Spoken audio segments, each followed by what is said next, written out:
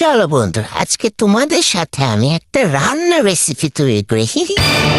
দেখো, প্রথমে যেটা করবো সেটা আজকে আমি ডিম দিয়ে, আলু দিয়ে, কাঁচামরিচ দিয়ে তো প্রথমে আমি রান্না করা শুরু করে দিয়েছি, বুঝছো? আমি যেভাবে যেভাবে রান্না করবো তোমরাও সেভাবেই করবো।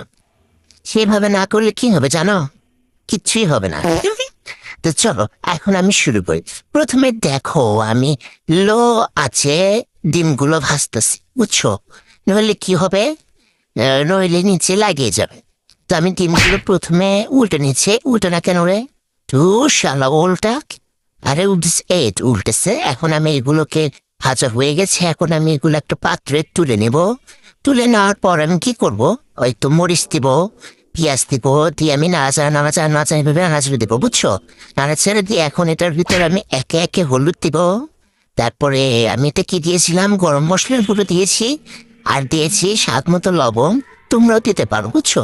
দিয়ে তো এখন আমি এটা আদা রসুন বাটা দেবো। আদা রসুন বাটা ফ্রিজে রাখছি, খুলে না কেন?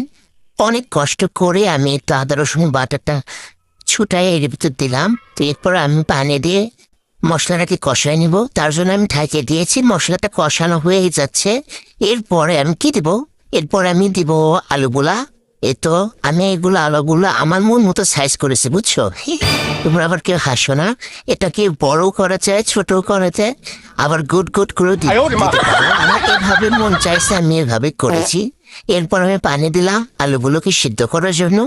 তো এখন আমার আলুগুলো সিদ্ধ হচ্ছে নাকি সেটা আমি বারবার খুলে খুলে দেখতেছি। মানে রান্না করতে যেও আমার কোনো শান্তি নেই, বুঝছো? আমি মানে রান্নাটা যে ভালোভাবে করবো এরও কোনো উপায় নেই। তো তারপর আমি ডিমগুলো এর ভিতর দিয়ে দিলাম। ডিমগুলো দেওয়ার পরে এখন আমি আবার একটু পানি দিব, পানি দিয়ে ঢাকিয়ে দিব। তোমরা এখন ভাবছো আমার চুলা দুরকম কেন? ওখানে তখন কারেন্ট ছিল না, তাই আমি গ্যাস রান্না করছি। এখন কারেন্ট চলে আসছে, তাই আমি এখন এই কারেন্টে চুলা দিয়েছি। কারেন্টে চুলা রান্না করে খুব দ্রুত রান্না হয়ে যায়। তারপর আমি এটা রাত্রে রান্না করছি, বুঝছো? এই জন্য আমি এখন পাত্রে ঢাললাম না, খেয়ে দেখলাম কেমন হয়েছে। যাক,